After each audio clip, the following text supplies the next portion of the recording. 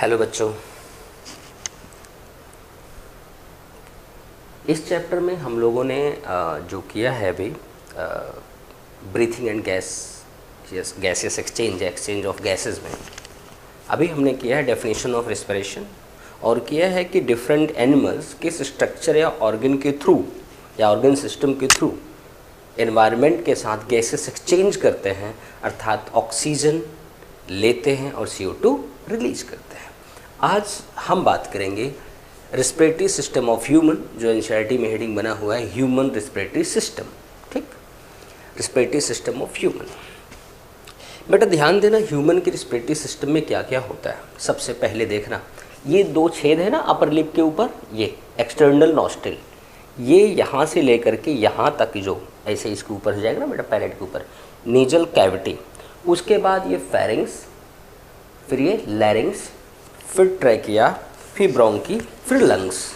ये हमारे पार्ट होते हैं ह्यूमन के रेस्पिरेटरी सिस्टम के। इसका मतलब ह्यूमन के रेस्पिरेटरी सिस्टम में जो जो होता है वो पहला है एक्सटर्नल नॉस्ट्रिल, अगला है बेटा नेजल कैविटी। अब इसके बाद मैंने बोला था डायरेक्ट फेरिंग्स, बट कभी कभी हम लोग इसको भी मेंशन करते हैं नेजल कैविटी और फेरिंग्स के बीच की ओपनिंग, जैसे एनवायरनमेंट और इसके बीच की ओपनिंग हमने एक्सटर्नल नॉस्ट्रिल किया, तो उसी तरह बेटा फेरिंग्स और नेजल कैविटी के बीच की ओपनिंग को भी हम कभी कभी मेंशन करते हैं, उसको लिखते हैं इंटरनल नॉस्ट्रिल। उसके बाद हमारे पास है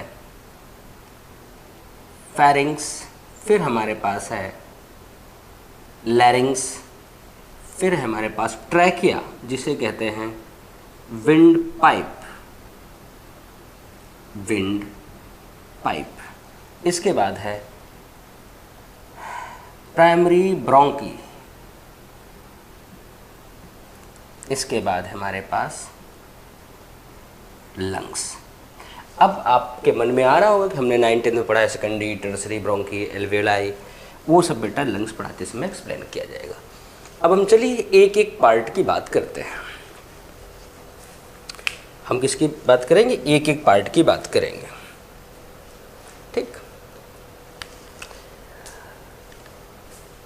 बेटा ध्यान देना, सबसे पहले हम बात कर रहे हैं एक्सटर्नल नॉस्ट्रिल की। अगर एक्सटर्नल नॉस्ट्रिल की बात करते हैं तो आप सीधे लिख सकते हो कि external nostril is opening of nasal chamber और नेजल कैविटी। ये बेटा पेयर्ड है, पेयर्ड है, ओपनिंग है या पोर है, ओपनिंग या pore of nasal cavity, nasal cavity, जिसके थ्रू हवा अंदर बाहर होती है। अब बात करते हैं नेजल कैविटी की। बेटा ध्यान देना, नेजल कैविटी ये जो आपको दिख रहा है ये नेजल कैविटी है। बेटा नेजल कैविटी में ये बीच में देखो, यहाँ पे ये सेप्टम है ना, ये कार्टिलेजिनस सेप्टम है। ये इस सेप्टम के जरिए यहाँ पर नेजल चैम्बर दो बन गए, एक इधर एक इधर। मतलब नेजल कैविटी डिवाइडेड और differentiated into nasal chambers, nasal chamber by cartilaginous septum, cartilaginous septum. इस कार्टिलेजिनस सेप्टम से डिफरेंशिएट हो जाता है दो नेजल चैम्बर में। ठीक, इस बात को ध्यान देना। बेटा अब हम एक एक नेजल चैम्बर की बात करते हैं, जो यहाँ से लेकर के ये यहाँ पैलेट के ऊपर से यहाँ तक ऐसे जाता है हमारे यहाँ तक। ठीक, ध्यान देना। बट अब आप यही समझो, आपके बुक में एक बात मेंशन है कि यहाँ पर हर नेजल चैम्बर में यहाँ 3 रिजेस पाई जाती हैं, सुपीरियर, इंफीरियर और मीडियन नेजल कॉन की, जो एयर के सरफेस एरिया बढ़ाती है मूवमेंट के दौरान। बेटा ध्यान देना, अब मैं आपको एक बात बताने चल रहा हूँ। आप ये देखो, हम नेजल कैविटी की बात कर रहे हैं, इसे देखते हैं हम। आपके एक नेजल चैम्बर बनाते हैं, ये आपका नेजल चैम्बर, बाहर जो दिख रहा है ये नाक आपकी दिख रही है। बेटा इस नाक से हवा अंदर जाती है, इट इज़ एक्सटर्नल नॉस्ट्रिल, अंदर गई हवा। अंदर जाने के बाद देखना बेटा, फेरिंग्स में पहुंचने के पहले ये यहाँ से यहाँ तक पूरे हवा पास करेगी। देखना बेटा, हम नेजल कैविटी की बात कर रहे हैं।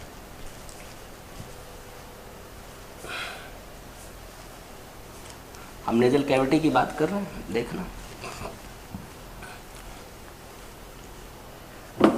बेटा, नेजल कैविटी में 2 नेजल चैम्बर है। हर नेजल चैम्बर की अगर हम बात करें तो यहाँ पर सबसे पहले आप देखना, यहाँ तक का पोर्शन जो यहाँ तक हमें दिखता है ऐसे हल्का सा, जो इसका रीजन ये देखो बेटा, ये लिप्स उठाए, ऐसे उठाते हैं तो यहाँ तक आ जाता है ना, यहाँ तक देखो, यहाँ तक। ये अगला पोर्शन है हमारा, सबसे पहला पोर्शन है ये वाला। It is vestibular part, it is vestibular part, ये वेस्टिबुलर पार्ट है। अब सवाल है वेस्टिबुलर क्यों है? क्योंकि बेटा ये जिस इलाके में हम ब्रश करते हैं, space between lips and gum या cheek and gum is called vestibule. इसे आप उठाओ, देखो यहाँ तक उठेगा, इट इज़ वेस्टिब्यूल। देखो यहाँ तक होता है ना, इसलिए वेस्टिबुलर पार्ट। वेस्टिबुलर पार्ट के बारे में जो सवाल बनता है बेटा, ध्यान देना, वेस्टिबुलर पार्ट के बारे में सबसे पहला सवाल कि यहाँ पे हमारे पास प्रेजेंट होते हैं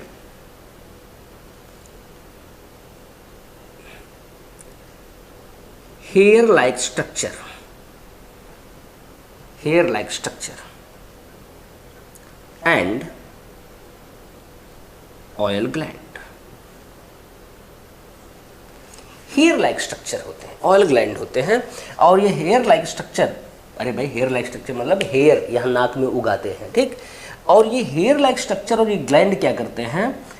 prevents entry of dust particle and smoke particle.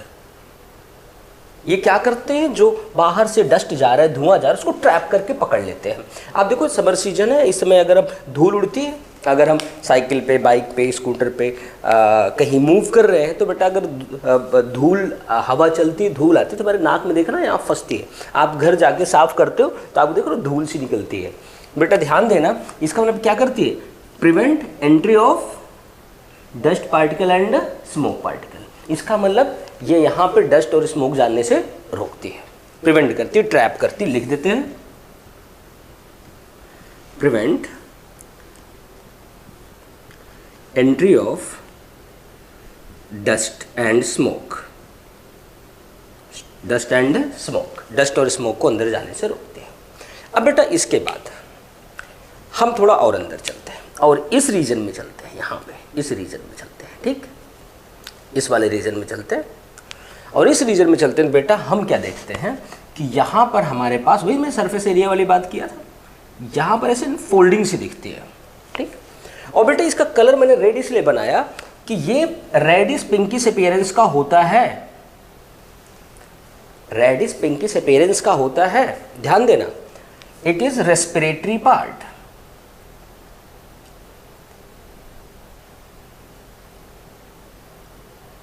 It is respiratory part. हमारी नेजल चैम्बर का पहला भाग वेस्टिबुलर, दूसरा रेस्पिरेटरी, अभी तीसरा भी मिलेगा। रेस्पिरेटरी पार्ट अब मैंने रेड बनाया है तो आपको बता दूं, ये पिंकिश रेडिश कलर का होता है due to presence of blood capillaries. मतलब respiratory part of nasal chamber is much vascularised. Vascularise मतलब बेटा वेस्कुलर सिस्टम का ज़्यादा पाया जाना, कैपिलरी बेड का पाया जाना, ब्लड वेसल्स का पाया जाना, वेसल से वेस्कुलर सिस्टम आता है ना बेटा, ध्यान देना ये क्या होता है? मच वेस्कुलराइज्ड, वेस्कुलराइज्ड अर्थात यहाँ ब्लड की। और बेटा एक बात बता दें, यहाँ पर ब्लड कैपिलरीज बड़ी सुपरफिशियल होती हैं, ऊपर होती हैं। अरे भाई डीप में यहाँ भी तो है लेकिन यहाँ नहीं पता चल रही, लेकिन यहाँ पता चल रही है। क्यों? क्योंकि सुपरफिशियल है, ऊपर है। और इसका दूसरा प्रूफ आपको पता है, हल्का सा आपका ब्लड प्रेशर बढ़ जाए बाहर के कंपेयर में, देखो नाक से थोड़ा सा ब्लड स्क्वीज करने लगता है क्योंकि सुपरफिशियल है। अब सवाल है कि जब हमारे लिए इतना हार्मफुल है कि प्रेशर चेंज होने पर, बॉडी का प्रेशर, ब्लड प्रेशर चेंज होने पर ब्लीडिंग तक हो जाती है, तो इसको ऊपर रखने का फ़ायदा क्या है? हम इसको एवोल्यूशन के दौरान नेचर ने, अब मैं ये तो नहीं बोल सकता कि ऊपर वाले ने, भगवान ने, मैं तो ये बोल रहा हूँ कि एवोल्यूशन के दौरान नेचर ने इसको ऊपर क्यों बनाया, इसका क्या रोल है, सिग्निफिकेंस क्या है इसका? बेटा मैं बता रहा हूँ, बेटा ध्यान देना, इसका काम क्या है, अब इस बात को समझना। जब हवा अंदर जाती है बेटा ध्यान देना, हवा यहाँ से अंदर जाती है, ये हवा ऐसे डायरेक्ट पास नहीं होती बेटा, ये हवा क्या करती है, ये यहाँ से ऐसे घूम घूम के फिर ऐसे जाती है, ऐसे घूम घूम के जाती है, ठीक, पूरे इलाके से होके जाती है। अब कहोगे तो इससे क्या मतलब, रास्ता है तो जाएगी, नहीं बेटा, आप ध्यान देना, बाहर आप जस्ट सोचो, गर्मी में टेम्परेचर आपका हो जाता है मोर देन 40 डिग्री सेल्सियस, बाहर सराउंडिंग में एटमॉस्फेयर का 40-45, और विंटर में हो जाता है कहीं किसी किसी इलाके में लेस देन 0 हो जाता है, किसी इलाके में 1 to 3 डिग्री सेल्सियस, मतलब कम हो जाता है। जबकि आपके बॉडी का टेम्परेचर क्या होता है, 37 डिग्री सेल्सियस। क्या होता है, 37 डिग्री सेल्सियस। कितना होता है, 37 डिग्री सेल्सियस। बेटा अब इस बात को समझना कि मैं क्यों कहना चाह रहा हूँ। आपके बॉडी का टेम्परेचर 37 डिग्री सेल्सियस मतलब 98.6 डिग्री फ़ारेनहाइट। अब अगर जो बेटा हवा आपकी बॉडी में 37 वाली आएगी तो आपको गर्म फील नहीं होगा, नहीं ठंडा फील होगा।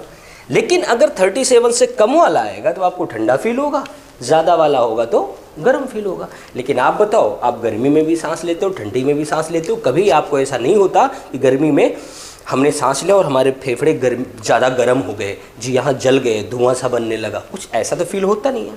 और दूसरी चीज़ बेटा, ठंड में, विंटर में जब कभी भी आप डीप ब्रीथ करते हो, ऐसा नहीं होता कि बाहर ठंडी हवा थी, अंदर गई, हमारे म्यूकस और जो वहाँ पर हवा थे सारे जम गए, वेपर जम गया और वहाँ पे थोड़ा सा क्रिस्टल बर्फ़ का बन गया। ऐसा कभी फील हुआ? नहीं हुआ। क्यों नहीं हुआ? उसके लिए जिम्मेदार है बेटा हमारा ये वाला पोर्शन। क्यों? अब इस बात को समझना। अगर हम इस टेम्परेचर वाली एयर लेते हैं बेटा, जैसे ही पास होता है यहाँ से ब्लड भी तो पास होता है, ब्लड क्या करता है, इसके हीट को ऑब्जॉर्ब कर लेता है, हीट को एब्जॉर्ब कर लेता है, और यहाँ जो टेम्परेचर पास होगी वो 37 डिग्री सेल्सियस वाली पास होगी। समझ गए? और जब ये 1 to 3 मतलब कम टेम्परेचर वाला जाता है, ये इसको हीट प्रोवाइड कर देती है। अब जो हवा पास होगी 37 डिग्री सेल्सियस वाली पास होगी। तो बेटा इसीलिए आप ध्यान देना कि एक बार पूछा गया था कि ये नेजल चैम्बर का या respiratory part of nasal chamber का रोल क्या है। बेटा बता दें, it help in control of temperature. किसका? इंस्पिरेटरी एयर का। ये भी सवाल बना हुआ है कि चलो हम यहाँ लिख देते हैं, it acts at air conditioner of body. Body का एयर कंडीशनर का काम करता है, टेम्परेचर को रेगुलेट करता है। एग्जाम में जो सवाल आता है बेटा, आप सुनना, सवाल आता है कि हमारा नेजल चैम्बर या नेजल चैम्बर का रिस्पिरेटरी पार्ट ये किस एयर का टेम्परेचर मेंटेन करता है। अब ऑप्शन देखना एग्जामिनर का, respiratory air, inspiratory air, expiratory air, all या नन, ऐसे कुछ ऑप्शन बनेगा। बेटा ध्यान देना, ऑप्शन को समझना। रेस्पिरेटरी हो सकता है भाई, रिस्पिरेशन में तो मान सकते हैं रिस्पिरेटरी एयर, लेकिन नीचे के ऑप्शन में आगे देखो, इंस्पिरेटरी और एक्सपिरेटरी, हमें अलग अलग बिल्कुल एक्यूरेट ऑप्शन दिया हुआ है, तो हम उस पर्टिकुलर टॉप पॉइंट की ओर जाएंगे। अगर बेटा इंस्पिरेटरी एक्सपिरेटरी ना दिया होता तो हम रिस्पिरेटरी या एयर एक्सचेंज ड्यूरिंग ब्रीथिंग या ब्रीथिंग गैसेस कुछ भी चूज कर सकते थे, बट हमें यहाँ ऑप्शन में दिया है क्या दिया है, इंस्पिरेटरी और एक्सपिरेटरी। बेटा ध्यान देना, अंदर से जो हवा बाहर आएगी उसका टेम्परेचर हमेशा 30 डिग्री सेल्सियस होगा, क्योंकि अंदर बॉडी के टेम्परेचर 37 है, वो 37 ही निकलेगा। लेकिन जो बाहर से आप ले रहे हो, ये बाहर के एटमॉस्फेयर का ले रहे हो बेटा, टेम्परेचर किसका ले रहे हो, बाहर के एटमॉस्फेयर का ले रहे हो। तो अब टेम्परेचर किसका मेंटेन करना है, जो बाहर से जाएगा। बाहर कम है तो उसको हम गर्म कर देंगे, बाहर ज़्यादा है तो उसको ठंडा कर लेंगे।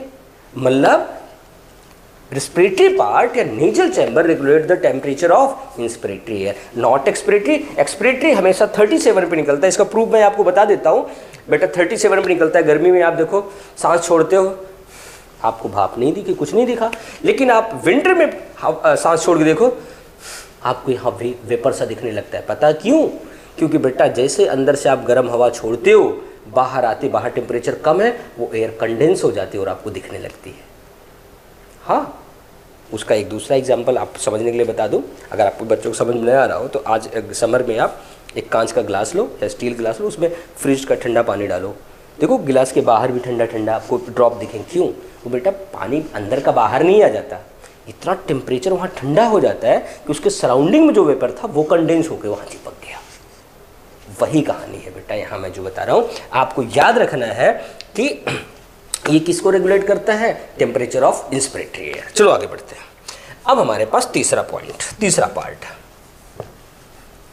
ये तीसरा पार्ट देखते हैं बेटा। अभी जो अंदर ये तीसरा वाला पार्ट है, यहाँ ये तीसरा पार्ट है बेटा, ये जो इट इज ये एपिथेलियम, ये पार्ट, ये है बेटा ऑल्फैक्टरी एपिथेलिया। ऑल्फैक्टरी एपिथेलियम, कहीं कहीं बुक में लिखा रहता है ऑल्फैक्टरी मेम्ब्रेन। बेटा बिल्कुल सही बात है। ऑल्फैक्शन वर्ड आता है स्मेल के लिए, गंध के लिए। अब मैं नहीं कहूँगा फ्रेग्रेंस या ऑर्डर, गंध, सिर्फ स्मेल वर्ड यूज करूँगा। ऑल्फैक्शन आता है स्मेल के लिए। अच्छा है कि बुरा हो तो हम डिसाइड करेंगे। बेटा ध्यान देना, होता क्या है कि इसके नीचे जो नर्व की सप्लाई होती है वो हमारे ब्रेन में खबर ले जाती है, हाँ जी ये है कुछ स्मेल है। बेटा ध्यान देना, अब इस बात को मैं आपको एक्सप्लेन करने चल रहा हूँ। जैसे बाहर अगर कुछ है, जैसे अगरबत्ती जल रही है, या फ्लावर आपके हाथ में है, या किसी ने डिओ लगाया है, या आपने स्प्रे वगैरह कर रखा है, बेटा होता क्या है कि उनके पार्टिकल, और मैंने उनके पार्टिकल वर्ड यूज किया है, उनके पार्टिकल, उनके मॉलिक्यूल। बेटा एक बात आप जानते हो, आप साइंस के स्टूडेंट हो, आप पढ़ते हो कि कोई भी पार्टिकल या मॉलिक्यूल हमेशा अपने हायर कंसंट्रेशन से लोअर कंसंट्रेशन को डिफ्यूज करती है, पता है। अब आप इस बात को समझना, अगर आप यहाँ बैठे हो क्लास में, आप पढ़ाई कर रहे हो, और पता चला कोई डीओ लगा के आ गया, स्प्रे करके आ गया, तो उसके बॉडी पे, उसके कपड़े पे उसका कंसंट्रेशन ज़्यादा है, वो डिस्पर्स करेगा, डिफ्यूज करेगा चारों ओर। अगर बेटा जब आपके नाक में उसकी एंट्री होगी एयर के साथ, बेटा जब वो यहाँ टच करेगा तो उसकी इन्फॉर्मेशन आपके ब्रेन में जाएगी और आपको पता चल जाएगा स्मेल कैसा है। आपको अच्छा लगा आपके ब्रेन को तो आप कहोगे वाह, अगर बुरा लगा तो आप कहोगे यही होता है ना एक्सप्रेशन। बेटा समझ लेना कि यहाँ से जब पार्टिकल एयर के साथ अंदर जाते हैं, फिर ये जो मेम्ब्रेन है ये रिकॉग्नाइज करती है, ये खबर भेजती है, तो ब्रेन हमारा रिकॉग्नाइज करता है कैसी स्मेल है। और बेटा इस मेम्ब्रेन का एक दूसरा नाम भी होता है स्निडेरियन मेम्ब्रेन। स्निडेरियन, SCHNEIDERIAN, स्निडेरियन मेम्ब्रेन, स्निडेरियन मेम्ब्रेन या स्निडेरियन एपिथेलिया। अब इस बात को मैं प्रूव भी कर लेता हूँ बेटा, ध्यान देना। अगर आपको जुकाम हो जाए, कॉमन कोल्ड हो जाए, बेटा common cold is a viral disease, and याद रखना है आपको, common cold is much contagious, much communicable disease, दुनिया में सबसे तेज फैलने वाली बीमारी है बेटा। ध्यान देना कि कॉमन कोल्ड एक वायरल डिजीज है, जिस वायरस का नाम है राइनोवायरी।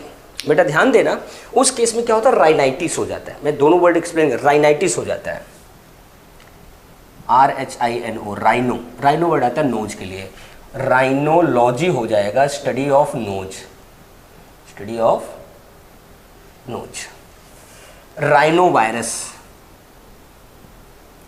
राइनो वायरस, ये है कॉमन कोल्ड की वायरस, कॉमन कोल्ड का वायरस। अब मैंने एक वर्ड यूज किया राइनाइटिस, RHINITS, राइनाइटिस। ये है बेटा सूजन, inflammation, inflammation, inflammation in nasal epithelium, inflammation in nasal epithelium. बेटा यहाँ पर जो हमारे अंदर मेम्ब्रेन है ना, उसमें स्वेलिंग आ जाती है। अब क्यों होती है वो सब हम आपको इम्यूनिटी के दौरान बताएंगे, एक मेथड है बेटा। बस इतना जान लो, हमारी बॉडी में जब पार्टिकल पहुँचता है, वायरस पहुँचता है, बैक्टीरिया पहुँचता है, हमारी बॉडी दो काम करती है। सबसे पहले एक तो इन्फ्लेमेटरी रिएक्शन आता है, वहाँ पर म्यूकस वगैरह बनने लगता है, टेम्परेचर बढ़ जाता है। म्यूकस की वजह से क्या होता है, हम उसे रिमूव करना चाहते हैं। टेम्परेचर बढ़ने की वजह क्या होता है कि हम उसे मारना चाहते हैं। ठीक समझना। अब जैसे आपको वायरल इन्फेक्शन हुआ तो अब यहाँ पे म्यूकस बनता है। वो म्यूकस क्या चाहेगा कि ज़्यादा से ज़्यादा वायरस बाहर आ जाए, हमारी बॉडी में एंट्री ना करे। और बेटा जब म्यूकस बनने लगता है, जो हवा के साथ स्मेल वाले पार्टिकल जा रहे हैं वो भी तो बाहर आ जाएंगे ना। इसलिए देखना, जुकाम में आप स्मेल नहीं ले पाते। अगर कोई कहे कि ये चीज़ आप इसका बताना कैसा लग रहा, आप कहते तो नहीं जी मुझे जुकाम है, क्यों? क्योंकि आप नहीं बता सकते, वो पार्टिकल चिपक के बाहर आ जाएगा। समझ लेना इस बात को बेटा। ये 3 वर्ड आपको ध्यान रखना है, राइनोलॉजी, राइनोवायरस, कॉमन कोल्ड का, rhinitis, inflammation of nasal epithelia. ये बेटा हम लोगों ने बात कर लिया अभी तक अपने किसका, नेजल कैविटी या नेजल चैम्बर की। बेटा अब इसके बाद क्या है कि नेजल चैम्बर दोनों यहाँ पर फेरिंग्स में खुलते हैं इंटरनल ओपनिंग से, उसे कहा जाता है इंटरनल नॉस्ट्रिल। क्या कहा जाता है? Internal nostril. अब बेटा एक वर्ड मेरे दिमाग में और आ गया, एक वर्ड मैं आपको बता दूं, राइनोप्लास्टी। राइनोप्लास्टी, राइनोप्लास्टी है बेटा आर्टिफिशियल नोज या प्लास्टिक सर्जरी द्वारा नोज लगाना या नई नोज बनाना, लगाना, राइनोप्लास्टी। बेटा आपको बता दें, राइनोप्लास्टी पूरी दुनिया में सबसे पहली बार, पूरे वर्ल्ड में सबसे पहली बार इंडिया में हुई थी। और राइनोप्लास्टी जिन्होंने सबसे पहली बार किया था वो थे सुश्रुत ऋषि थे, और जिन्हें हमारी पूरी दुनिया मानती है फाउंडर ऑफ सर्जरी। बेटा आपको बता दें, सर्जरी का सिस्टम हमारे वैदिक ऋषियों ने किया है, सुश्रुत संहिता में इसका वर्णन भी है बेटा। राइनोप्लास्टी सबसे पहली बार, सबसे पहली सर्जरी कहाँ हुई थी? सुश्रुत के जरिए इंडिया में। याद रखना है कि राइनोप्लास्टी इज क्या? आर्टिफिशियल नोज का इम्प्लांटेशन, ठीक, इम्प्लांटेशन ऑफ नोज। चलो बेटा आगे देखते हैं। अब हमारे पास है फेरिंग्स।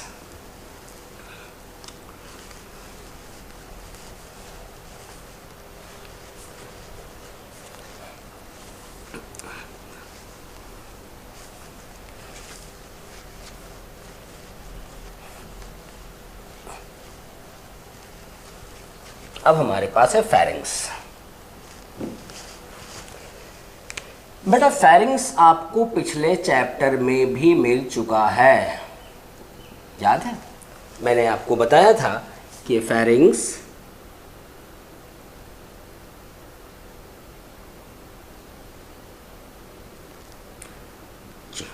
मैंने कहा था ये नाक वाला पोर्शन है, ये ऐसे आता है, यहाँ विंड पाइप में जाता है, ये भोजन ऐसे आकर के फूड पाइप में जाता है। मैंने कहा ये वाला कॉमन वाला पोर्शन, ये जो है इट इज फेरिंग्स। याद है? मतलब फेरिंग्स इज कॉमन पाथ या common part of digestive track and respiratory tract. ये आपको बताया जा चुका है। और मैंने आपको एक बात और बताया था, इस नेजल चैम्बर के ठीक पीछे वाला फेरिंग्स का पोर्शन क्या कहा जाएगा? नेजोफेरिंग्स। क्या कहा जाएगा? नेजोफेरिंग्स। नेजोफेरिंग्स। और माउथ कैविटी ठीक पीछे वाला मैंने आपको बताया था कहा जाएगा ओरोफेरिंग्स। और इस लैरिंग्स के पास वाला कहा जाएगा लरेंजो या लरेंजियो, दोनों को लिखा जाता है लरेंजोफेरिंग्स। लरेंजोफेरिंग्स ये हो गया बेटा, 3 पार्ट हो गए। और बेटा आपको बता दें, कभी कभी मौसम परिवर्तन के समय जब जुकाम वगैरह होता है, आपके साथ यहाँ इस पोर्शन में कफ वगैरह जम जाता है, या यहाँ इन्फ्लेमेटरी, उसके दौरान इन्फ्लेमेटरी रिएक्शन होता है और यहाँ पे स्वेलिंग सी हो जाती है। बेटा ध्यान देना, inflammation in pharynges, pharyngitis, pharyngitis,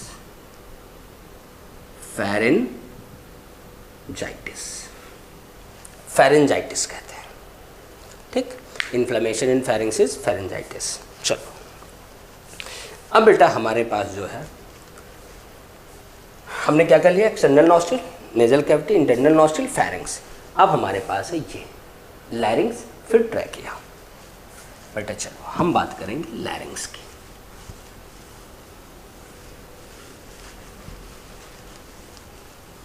हम बात कर रहे हैं लैरिंग्स की।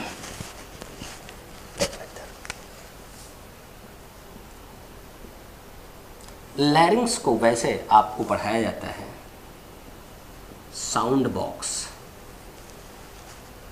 साउंड बॉक्स, बिल्कुल सही बात है बेटा, ये साउंड बॉक्स है, बट ध्यान रखना sound box of mammal, mammals या ह्यूमन। हम भी मैमल ही हैं, ह्यूमन। बेटा ध्यान देना, एक्चुअल में लैरिंग्स is cartilaginous box. Cartilaginous box.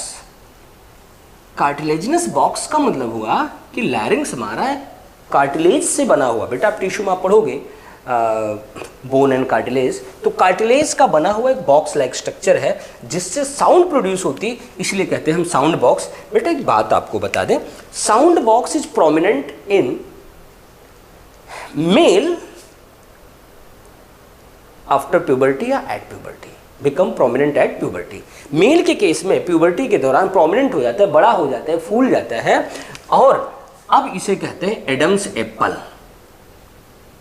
Adam's apple, अदम का सेब, क्या बोलते हैं? Adam's apple.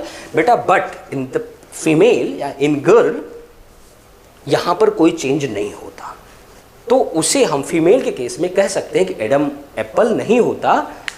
मतलब लैरिंग्स तो है, साउंड पैदा होता है, बट उसमें प्रोमिनेंट नहीं हो पाता, साइज नहीं बड़ी होती, इसलिए उसे एडम एप्पल नहीं कहते। बेटा ध्यान देना इस बात को।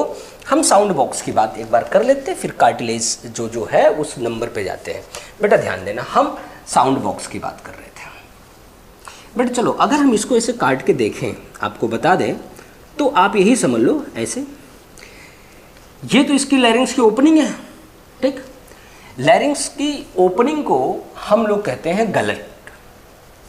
गलट कहते हैं? नहीं, ग्लॉटिस। क्या बोलते हैं? ग्लॉटिस। गलट होता है ओपनिंग ऑफ इसोफेगस, इसकी ओपनिंग को क्या बोलेंगे? ग्लॉटिस। ग्लॉटिस, ठीक। बेटा ध्यान देना, अगर हम अंदर देखें तो यहाँ पर हमारे पास ये हम काटे हैं तो हमें ऐसे साइड से दिखेगा, अगर ऐसे काटे तो पूरा ऐसे दिखता मेम्ब्रेन लाइक स्ट्रक्चर। यहाँ पे हमें ऐसे दो मेम्ब्रेन लाइक स्ट्रक्चर दिखेंगे। ये ऊपर वाले जो है बेटा, इसे हम लोग कहते हैं सुपीरियर वोकल कॉर्ड, इसे कहते हैं इंफीरियर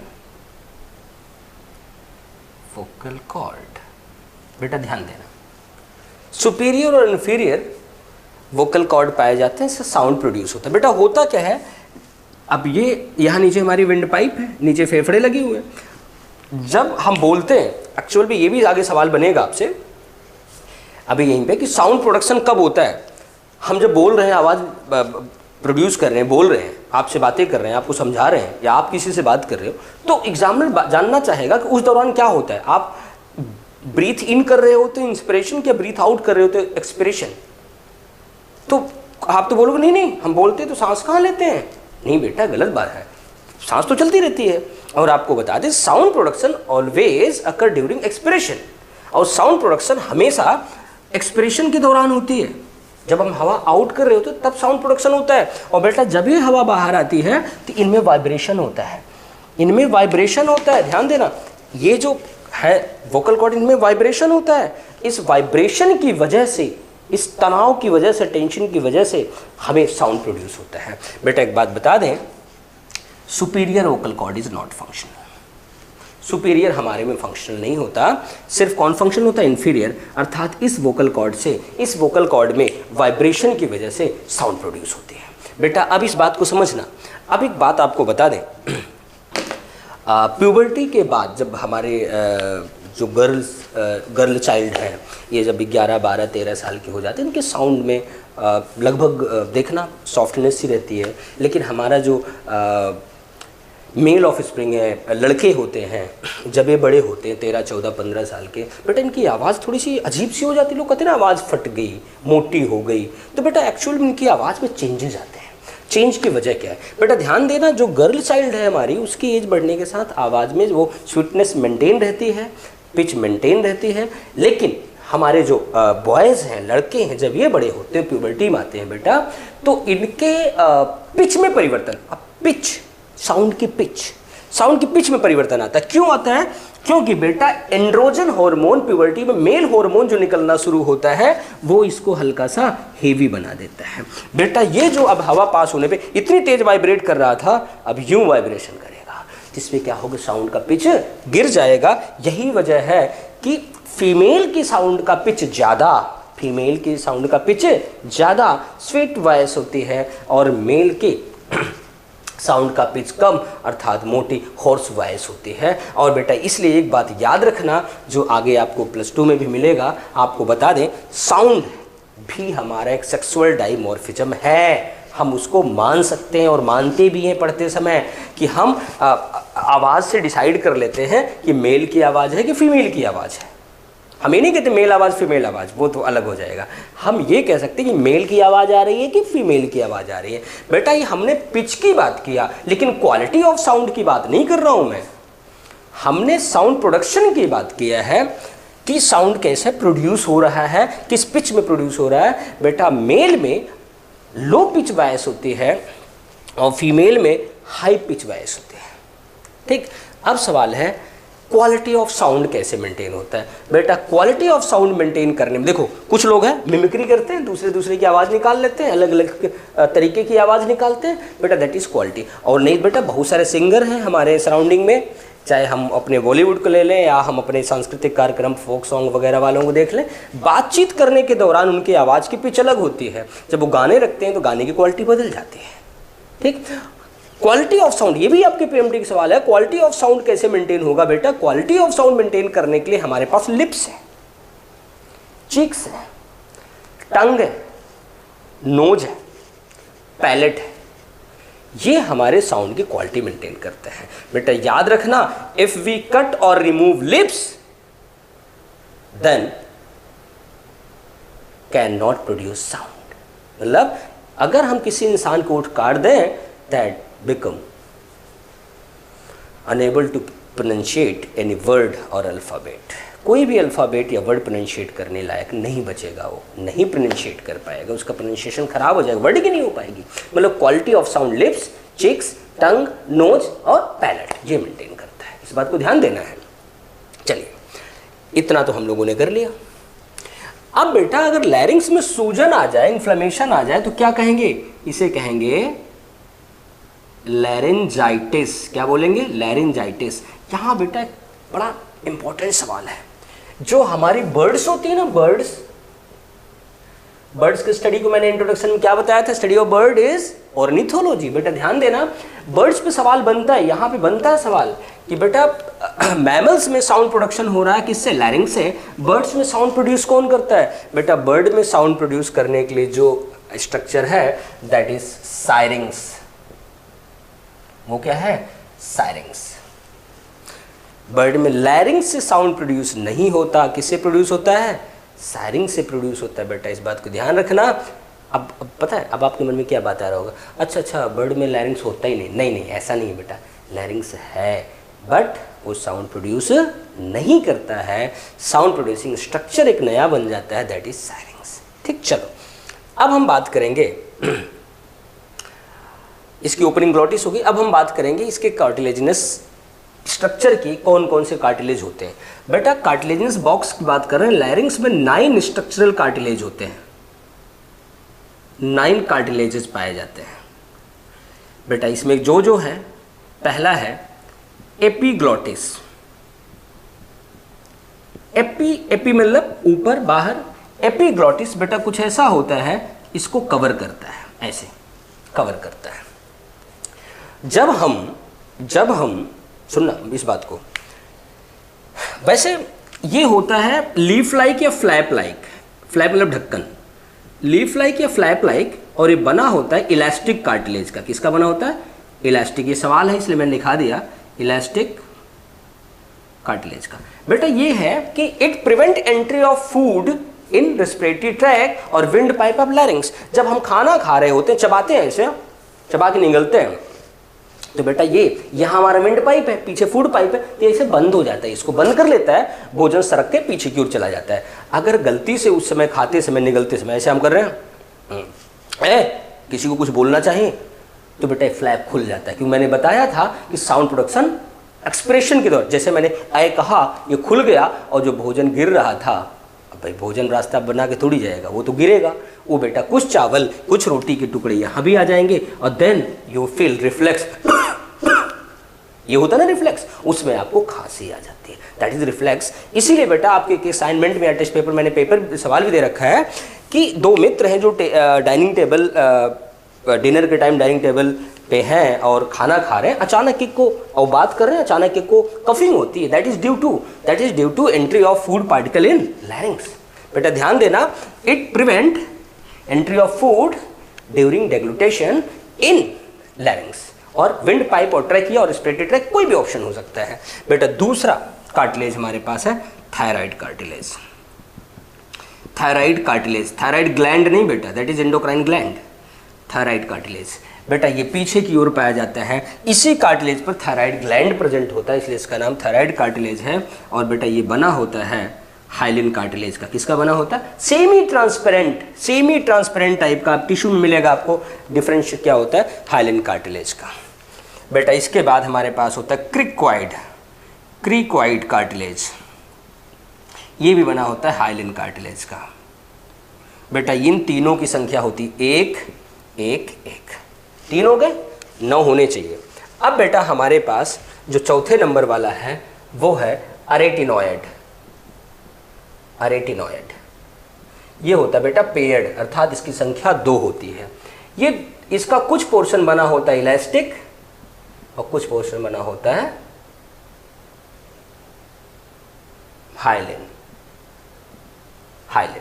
और बेटा retinoid help in sound production, ये साउंड प्रोडक्शन में हेल्प करता है, हेल्प इन साउंड प्रोडक्शन। इसके बाद है बेटा हमारे पास cuneiform, CUEINIFORM, cuneiform, it is also paired. इसके बाद है बेटा हमारे पास कार्टिलेज ऑफ सेंटोरिनी।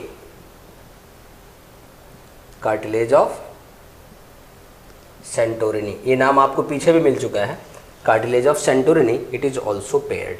2 2 2 हो गए 6 और 6 7 8 9, ये टोटल 9 कार्टिलेज मिल करके क्या बनाते हैं? एक बॉक्स बनाते हैं, दैट इज लैरिंक्स। बेटा अब विंड पाइप हम पढ़ेंगे आपके अगली क्लास में, ठीक? और इसको पढ़िए आप। हाँ, अब कल के सवाल का जवाब दे देते हैं कि मैंने क्लू दिया था ना कि कौन सा है जो डायरेक्ट एटमॉस्फेयर से ऑक्सीजन लेता है। वो है बेटा हमारे आँख की कॉर्निया, उसमें ब्लड की सप्लाई नहीं होती, इस मजबूरी में वो बाहर से लेता है। आंसर मिल गया। कई बच्चे मैसेज किए थे कि वो स्किन है, कुछ ये है वो है, बेटा आपको बता दें आँख की कॉर्निया है। Thank you.